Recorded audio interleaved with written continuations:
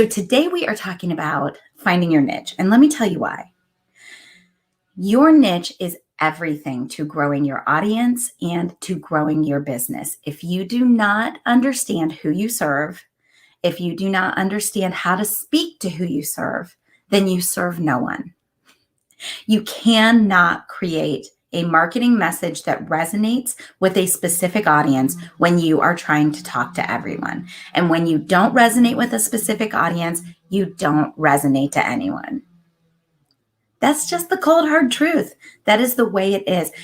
You guys, it's the scariest thing we do as fitness professionals. I work and coach with people on it every single day. It is the scariest thing that we do, but you have to make it happen. And I'm going to show you some quick, easy ways to make it happen today. So go grab that workbook. The link is also in the description of this video. So if you go to the top of the video and you click on see more, you'll see the link in there. Go in there, grab that workbook, and let's get to it. So here's what I want you to answer for me if you are here watching live. First of all, if you're watching live, give me a hashtag live squad. If you are watching in the replay, give me a hashtag replay. I want to see everybody tagging themselves in either with a hashtag live squad or a hashtag replay. And then I want you to tell me what's the closest thing to a niche that you think you're serving right now. So you may not be there. You may not feel like you have a niche per se, but you might have something close. You might feel like, I serve women over 40 or I serve new moms. And you may feel like there's a way that you need to chunk that down a little bit, but you're not sure exactly what that is. That's exactly what we're going to do today. So just give me the closest thing that you've got to a niche right now, and let's talk about it. And then as we move forward, you're going to be able to chunk that down a little bit further. All right, everybody got their workbooks? Let's do this. So as you guys know, this is the Fit Pros show. This is the show that I created in order to serve fitness professionals with fitness industry information, business building resources, and to connect you guys to me and to each other so that we can all create direct-to-consumer businesses that help us step away from the gym, that allow us to serve the clients that we love serving, your niche, and to make the money we deserve finally. Am I right? Can I get an amen? Whoop, whoop, whoop. Let's make some money. All right. So I'm Kelly Coulter. I have been a fitness professional as well as an online marketing expert since the 90s. Every time I say that, I giggle. I can't believe that the 90s was that long ago. So I have been a fitness professional since the 90s. I have been an online marketing expert since the 90s as well. Today, I coach fitness instructors on building those direct-to-consumer businesses. I coach personal trainers on building those direct-to-consumer businesses so that you guys can do all the things we just talked about. And you guys are giving me an amen, so I know you know what I'm talking about. You guys, today I was working with one of my one-to-one clients, and we were talking about the difference between the word physical therapist and personal trainer and physiotherapist because she's in London. And that was so interesting because I kept on mixing up all the words. And you guys know I'm in Columbia, South Carolina. So I am a South Carolina girl, and I'm originally from Cleveland, but there is no Europe or London in me at all. And so physio, to me, I wasn't sure if that meant personal trainer or if that meant physical therapist. And so we had to go through and talk about the definition of each of those things. And I found out that a physio is like a physical therapist. A personal trainer is what they call a physical trainer or a physical fitness trainer. So interesting. You learn something new every day. All right, y'all. So let's talk about your niche. I love this. I'm getting you guys submitting your information in here. You're telling me that you serve. I've got 55 plus. I've got women over 50 who want to start and maintain habits now that will allow them to stay strong through their lives. And yes, Martha is working on that. She is one of my accelerators, and she is rocking that niche. And we're going to chunk that down even further today. All right, so let me share my screen and let's get to it. So I'm going to come over here. Here we go. All right, so identifying your niche, and the beginning of the workbook should look like this. You've got this little, you've got this graphic that looks like a hill. All right, so it looks like a landscape, right? Let me make this bigger. That's what I want to see right there. Y'all, can you hear a lot of background noise here? I apologize if there's background noise. Some guys showed up right before I started to do my show today, and they're cutting a tree up in the backyard. So I apologize if there is background noise today, but we're going to get through this. All right. So here's the first thing I want you to see. If you've got that notebook, if you've got that workbook, you can circle this, you can make notes on it. Your niche. So a lot of people will tell you that your niche is, you know, this group of people. They all have like unique identifying factors, and it's the group of people that you want to serve. I like to get more specific and more actionable when it comes to what I define as your niche. So for me, your niche is a group of people. So we're going to put them all together, right? It's a group of people. They have some specific things in common. But rather than us trying to identify what they have in common, I would rather you work with what you know. And what you know is what you want to sell or the solution you want to provide. You know either that you have something you want to do or sell with them, or you know that you have a result that you want to provide for them, and you want to provide a solution that has a certain result. So if you were to say that your niche is a group of people who are actively looking to purchase the product you sell or the solution you provide, now you're really cooking with gas, right? Now, all of a sudden, you are so close to making that first sale or that next sale, you can almost taste it. So let's look at this graphic right here that has the picture of the house on the hill. And what you see is this whole landscape. You've got the trees, you've got the house, and then you've got the little target, the little setter there, setting point that's zeroing in on a tree, because what we want is fruit, right? If you think of this in terms of, we went to Yellowstone a few years ago, and in Yellowstone, I was out there. Anybody been there? There's that first ranger station that they ever had. We camped right by that first ranger station, and so it's this little cabin, and then this beautiful vista with a creek that comes through, and then there's a mountain on the other side, and you can see all of the wildlife on the mountain, and it's gorgeous. And if you go into the ranger station, those guys are super helpful, and they're passionate about wildlife, and they just really want to do all the things. And so we would go in there, and they would zero in on something that was happening up there. And it was funny because I would get on the telescope, and I would be like looking, and I'd be moving too fast, right? So I'm moving around, and I'm trying to zero in on one little thing, and my hand's kind of shaking, and I can't get it zeroed in. So I've got all of this vista, this landscape to choose from as far as what I want to look at, and I can't get zeroed in on one little thing. But what I want to see is a white ram, because my husband really wanted to see one of those rams that's up on the mountains, like climbing on the little cliff. And it was so funny because the last day I was out in front of that ranger station, and I'm doing my yoga, and I'm having a gorgeous time. And there's buffalo over there. And I don't know, I was probably too close. I probably should not have been doing yoga that close to the buffalo. But the ranger comes out, and he says, there's a white ram up there. And so I go just sprinting back to the campground and try to get my husband to get this white ram. And then he gets back, and they've got the sight zeroed in on exactly where that white ram is, right? We would have never found it without them. That's what your niche is. That's what your niche is. It's zeroing in on exactly what you want. Now, part of this, you guys, the reason that it gets so hard and so scary is that part of it means that you have to claim what you want. And that is not easy for us to do because we've always just gone into the gym and done our thing. And then they handed us a check.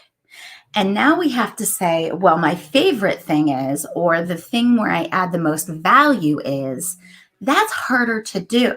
It's really hard to do. But if we go back and we look at our little graphic here, you are never going to get a piece of fruit if you're just standing back looking at this whole landscape. You have to go to a tree and pick the fruit. Make sense, y'all? Let me know if this is landing with you.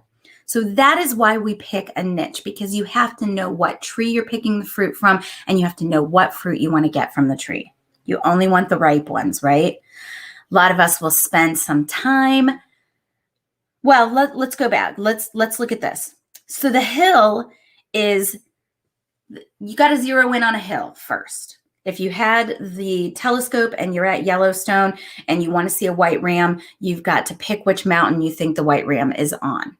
And so you have to figure out which hill you're looking at.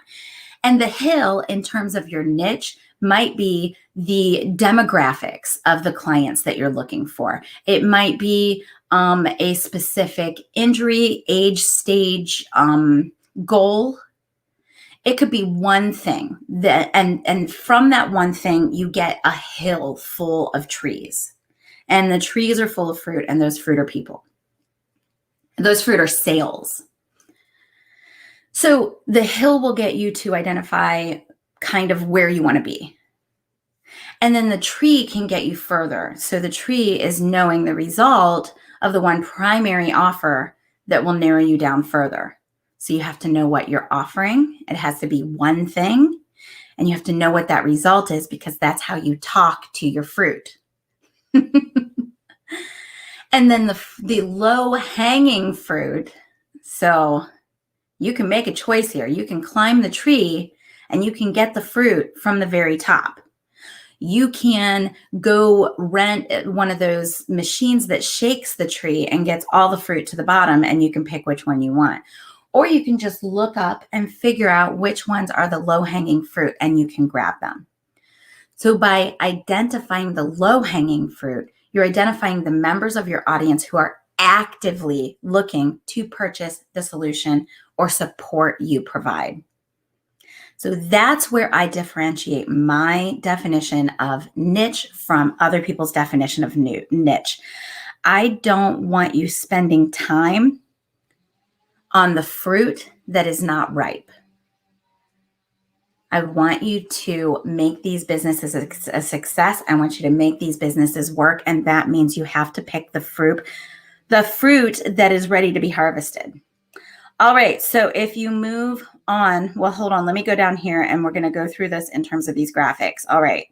So that's what it looks like when you zero in on your hill, right? That's still not close enough to the tree. Then we zero in on the tree. See, we're getting closer. That's the tree. And then the fruit. I don't think those graphics were super useful, but oh well. I had them there, so I wanted to show them to you. All right, so page 2 then of your workbook looks like this. It says identifying your niche, and at the top it says the hill. So what you are going to do is you are going to identify the things that group your audience as a whole. And then when we look at the tree, you're going to chunk them down a little bit. All right, so the hill is the age or stage of life that you serve. It is the gender. Now, y'all, I know what you're saying. You're getting in your head and you're like, well, if I have to pick a gender, then I'm leaving 50% out.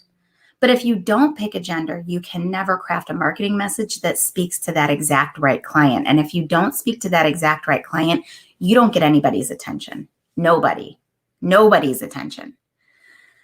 So pick a gender or don't pick a gender if it's really not applicable to you. This is your business. You get to choose. I suggest pick a gender because at the end of the day, when I'm writing a marketing message, I've got one person in mind. I've literally got one person that is my next ideal client in mind when I'm crafting a marketing message. And that person has a gender. Or maybe they don't. Maybe they're non-binary. But if you serve non-binary, you can put non-binary here. All right. So it's another way to just identify a little bit closer who you serve, what kind of qualifications or education they have. Now, this does not mean that you have to say, I only serve PhD level people. It doesn't mean that you have to say, I only serve people who weigh less than 140 pounds. This just means that if there are qualifications, if there are things that you want them to have done already, or that you want them to know already, then you can put those here. You can put those in the qualifications and education section. So again, it's your business. It's all up to you. But you want to have some of these general demographic items filled out so that you know who you serve. Now, here's another big one. Does location matter? That's important because some of us are teaching strictly online, some of us are teaching a hybrid, and some of us are teaching strictly in person. So if you are teaching strictly in person, or even if you're teaching hybrid, location might matter to you. And that changes everything about the way you craft your marketing message. So does location matter? So you're going to fill these out for yourself. Then we're going to move down and you are going to pick your tree. Now, a lot of people want you to take, I'm actually going to do a drawing for you guys. And this is a drawing that I kind of conceptualized earlier today. So it may or may not work out for us, but we're going to do it. All right. So I want you to think of it like this. What just happened? Sorry, I took my iPad off the little port and then it just went black. So let me try that again.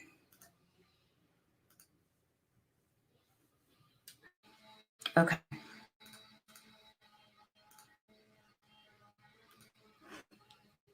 I'm so glad you guys cannot hear this guy. Oh, so you can hear Bad Doggy, but you can't hear the guy cutting the tree down, huh? That's interesting.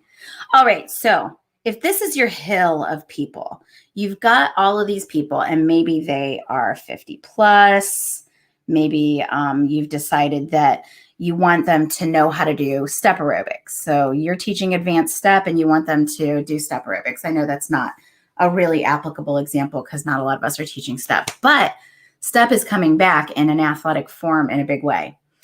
So let's say that you want them to, you're building an audience that's going to be some virtual and some in person. So you want them to be somewhere near you. So within 25 miles. All right. And then let's pick one more demographic and you want them to, I think that's enough. That's enough. We're good. All right. So within that, you have got different trees. You've got different groups of people. So let's say you've got men and then you've got women. And let's say you've got a group of women over here that's like 60. Women 60 plus. All right. So within each of these groups, you've got different pieces of fruit. So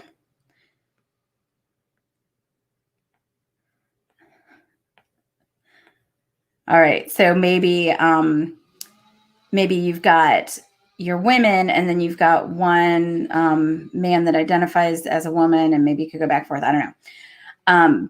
And then you've got women over here, but you've also got people that could be grouped in a different way. So I'm going to make them blue.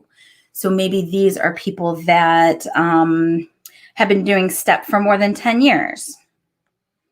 So maybe you got people over here that have been doing step for more than 10 years. And then maybe you've got a group of people that is more than 25 miles from you. So you've got some men and women in there that are more than 25 miles from you. And we're going to put some purples and some blues in there. All right, so you get my point. I've not only have I made little groups here, but I've also color coded them. And what that does, what I'm saying is that you could group people in a lot of different ways. You could decide you only want to serve the purple people. You could decide that you only want to serve the women, or you could decide that you only want to serve the 60 plus women, or you could decide that you only want to serve the blue people. Does that make sense, you guys? Here's what I'm saying is that the path of least resistance is to look at what you do, where you add the highest value in this world, and then say, who on my tree, who in my big circle wants the thing I offer? So this is going to require you to get super clear on what you offer and what the result of that offer is. Make sense? So for me, this might be really helpful. So for me, I serve fitness instructors and personal trainers who want to build direct-to-consumer businesses, right? And they want to make $50,000 or more. I really, that's where I live on my offer.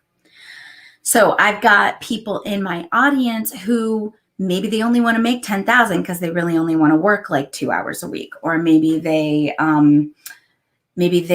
don't necessarily want to go direct to consumer, but they're still kind of listening to what I have to say. Or maybe they're not fitness instructors, maybe they're health and wellness coaches, right? I can serve all of those people, but the people who are actively looking to buy a support solution that costs $4,500 are going to be the people who want to make $50,000 or more. And they're going to be the people who are looking to build this business and make it into a real thing, right? So when I look at everybody that I can serve, I need to figure out who those people are who want that thing that I offer. My offer is a 12-month coaching experience that costs $4,500. So where are those people? Where are those people? That's the big question. Let me move on before we talk a little bit more about those, and I'll give you my example of where those people are. And this is going to bring it all together for you. But before we go there, let's talk about this. The low-hanging fruit are the people who are already in my tree and actively looking to purchase. So when I look at different ways that I could look at my audience, the people who are in my tree are the people who are in the Grow Your Fitness business group, right? And how do I know if they're actively looking to purchase? Well, first of all, you know that I'm out there having conversations with you guys all the time, and I'm supporting you whether you're ready or ever wanting to purchase from me or not. So I know kind of who has an offer that's right for what I provide. And I know kind of who is ready to get some support. So that's one way of identifying them. But then I can also look at other ways that I can speak to audiences that have already shown me that they're ready for this support. So for me, that means I need to be partnering with other businesses and products that serve fitness instructors and personal trainers who are building direct-to-consumer businesses. So the fact that I've become good friends with Cal at On Podio and Kyle at Interval and Denise with Muscle Mixes is always in my purview and in my radar.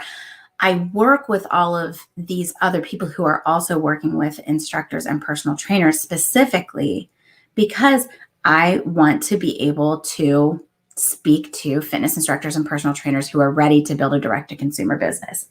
So you want to look around at your environment, at all of the organizations that you've been involved in the past, all of the organizations that you could possibly be involved with in the future. You want to look around and see, okay, where is my ideal client more likely to be?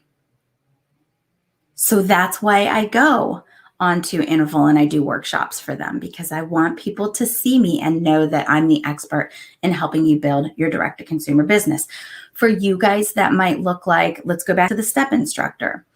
So the step instructor decides that she only wants to deal with, or only wants to, not deal with, that was bad, only wants to work with women over 60 because she feels like she brings a lot of value there. She feels like she's got some strength training routines that are really applicable to women over 60. And so she only wants to work with women over 60.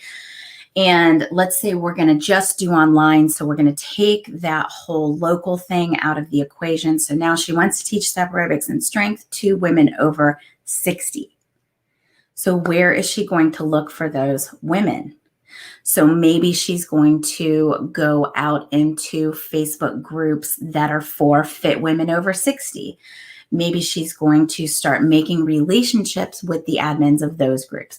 Maybe she's going to hold a step class at a community center and specify that it's only for women over 60. Maybe she's going to do some sample classes and specify that they're only for women over 60.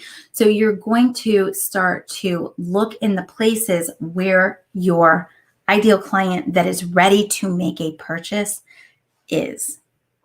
Is this landing with you guys? Does this make sense? And so the last page of your workbook then is, who are these people who are actively looking to purchase? Now, I think I went back, if I go back through the comments here, yeah, I see. So Jennifer is a great one. All people who have issues with balance, specifically Parkinson's, vertigo, seniors, osteoarthritis, osteoporosis. So she is working with balance. She's doing fitness, she's doing strength, but she's working specifically with people with balance. So if we were to chunk that down further and say, what are some of the identifying factors of those people? Like, what age range are they usually in? We can start to look where those people are. So Jennifer's going to go out and she's going to start becoming an active member in groups for Parkinson's patients and for vertigo sufferers. She's going to work with seniors. She's going to approach senior communities and talk to them about whether or not she can do some workshops or some type of, what we know for her is audience building, right, with their seniors. She's going to go into osteoarthritis and osteoporosis groups, and she's just going to make herself a part of that community. And then she may also approach the admins, if we're talking about Facebook groups, and see if she can contribute content. So on this last page of the workbook, we're going to look at who are the people who are actively looking to purchase. If I have osteoarthritis and I know that I need to work on my balance because I don't want to fall, maybe I'm out looking at groups for,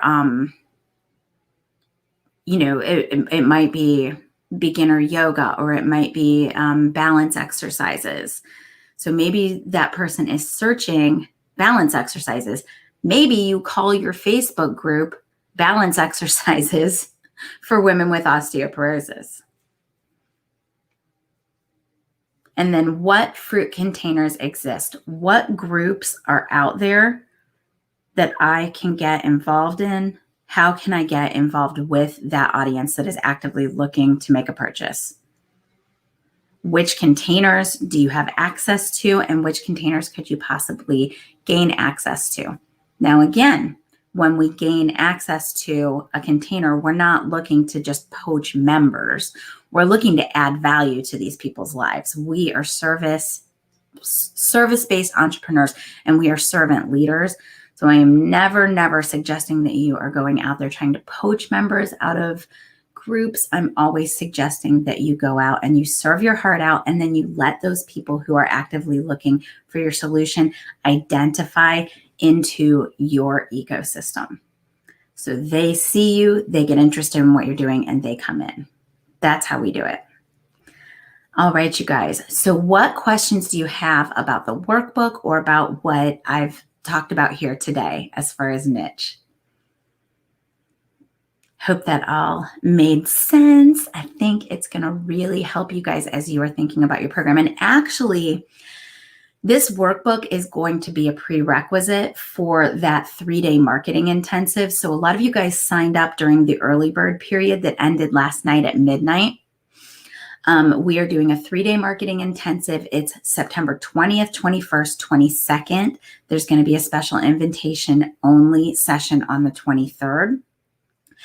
And you are going to work with this niche and with your one offer. And we are going to get super deep into creating conversations. We're going to get super deep into ensuring that your offer is clear. We're going to get super deep into all the things that you need to do to bring in your first clients and your next clients. So I want you to get 5 clients by the end of that 3 days. We're going to do it because you guys said you wanted to make some money. Up here, I can see in the comments, amen, amen, amen. Let's make some money. All right, so if you are not registered for that 3-day marketing intensive, that is at fitprosconnect.com/marketing. So it's fitprosconnect.com/marketing, FITPROS connect.com/marketing. All right. And now it is time. I want to tell you guys about a client win because I have found that it is super fun to do a little celebration at the end of these sessions. First of all, before I do, if you have had a big win or even just a little win, you guys, let's celebrate something in the comments.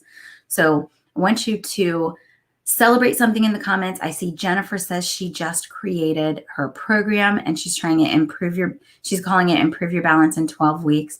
So she's going for that transformational type program. And now she's working on identifying that audience and bringing them in. So you guys, before I move on, I need for you to comment with some of your wins that you've had over the last few weeks. What has gone well? What has, even if it's just like the one that I posted the other day about just being appreciative for water and white space. Just give me something. Let's celebrate. And while you do, I am going to brag on my client, Sally Head, who just finished her 12 months in the Virtual Studio Business Accelerator. And so I was having this conversation with her and I was talking about all the things. We were talking about all the things that she's doing. And we were talking about all the things that, all the money she's making, right? And when I first started talking to her, I was like, okay, you're making, she was saying, I think she was making like $1,500, $2,000 a month. And I was like, okay, that's not bad. And then I said, how many hours a week are you working? She's working 14 hours a week. So 14 hours for $1,500 to $2,000. I was like, okay, that's good. That's better than you were doing at the gym and you're not having to go anywhere. And then we started really digging in. So Sally does these series where she does 8 weeks in the spring, 8 weeks in the summer, 8 weeks in the fall, 8 weeks in the winter. And they all have different themes. And then she enrolls all these people in and brings them through this series. And when she told me her numbers, it didn't account for those series. And those series are making, Sally, if you're watching, correct me if I'm wrong. I know that they're making at least $4,000, if not $6,000 each. So she totally blew me out of the water because now I was like, oh, okay. Now we got it. Now you're really making some money. She did her year in the accelerator and she started last August. And she went through all those ups and downs, just like we all do, right? She was like super hot and she was doing all the things. And then she was finding what was working, what wasn't working. And the things that weren't working were feeling like bottom of the barrel. And, she was spiraling and we were having the phone calls. And then all of a sudden she just got it. And she just started bringing people into those series. And then she never looked back. And it was a beautiful thing to watch. So I want to brag on you, Sally. I want to say congratulations. I want to say I'm proud of you for sticking it out and doing all the things to make it work. And I see Marlene now has a website and a bot. Oh my goodness. I know that was a huge undertaking. Oh, Claudia wrote 6 short ebooks. And you guys, make sure you tune into Instagram at 2:00 on Thursday, because Claudia and Tanya are going to be on talking about healing trauma through exercise. It's going to be a really, really good session. Blocking time is going better. Yes, yes, yes. So that's something that Martha and I talked about recently, was blocking time out. Starting my second 6-week program tomorrow, my group. 5 new participants. That is no joke. 5 new participants is no joke, y'all. Nice work. Nice work. All right. So, you guys, if you are looking for results like Sally's, I, of course, always have the Virtual Studio Business Accelerator. It's something that you can book a call with me and we can talk about. I usually onboard new students at the end of the boot camp. So that happened in August, onboarded my new students. I've got room for a few more that I could onboard. But what I'm focused on right now is I have 2 spots where I'm doing one-on-one coaching with people who are really looking to grow their Facebook group really big. So if that is you, if you are really looking to grow your audience through Facebook groups, I'm looking to bring on a few one-on-one clients. We would have one-on-one sessions for 6 weeks, and we will grow your Facebook group, get it all set up exactly right, make sure Facebook's suggesting it, make sure all the keywords are in there, all of that stuff. So just send me a DM and let me know that you're interested, and we can book a call and talk about it. All right, y'all. So that is what I've got for you today. Come into definitely the marketing intensive. Book a call with me if you want to talk about growing your Facebook group. And yeah, that's what I've got. All right, y'all. I will see you on Thursday on Instagram, where we will have Claudia and Tanya there. And that is it for me. Love you. See you soon.